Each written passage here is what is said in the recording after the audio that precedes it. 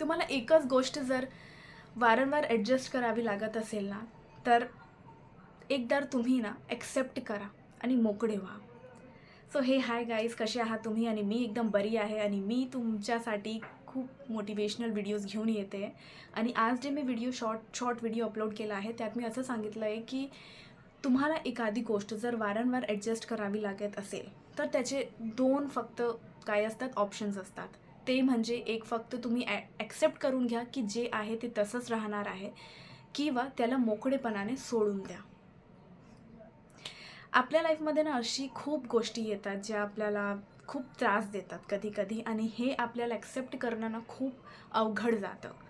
आणि ते ॲक्सेप्ट आपण केव्हा करतो माहिती आहे? जेव्हा आपण खूप खूप खूप म्हणजे ना वेदना वेदना म्हणजे मी तुम्हाला पहिले पण सांगितलं आहे की माझी मराठी इतकी चांगली नाही आहे, तरी मी प्रयत्न करते.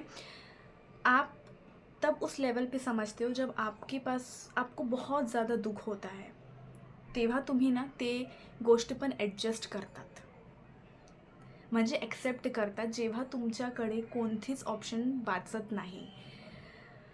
कारण की ना आपण समोरच्याला खूप सांगतो की असं करू नको, तसं करू नको, तसं करू नको, पण तो सुधारायलाच तयार नाही आहे. तो चेंज व्हायलाच म्हणजे नकार देतो आहे, तो होणारच नाही. तुम्हाला हे समजलं तर तुम्ही स्वतः दुःखी होऊ नका, कारण की तो तुमच्या दुःखी होण्यातून त्याला काहीच फरक पडत नाही आहे. एक गोष्ट लक्षात घ्या.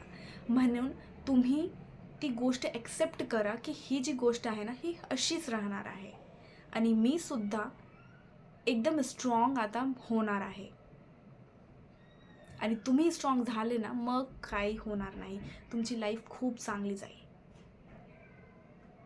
तर तुम्हाला जर व्हिडिओ आवडला असेल तर नक्की लाईक अँड सबस्क्राईब करा. Till then, bye bye.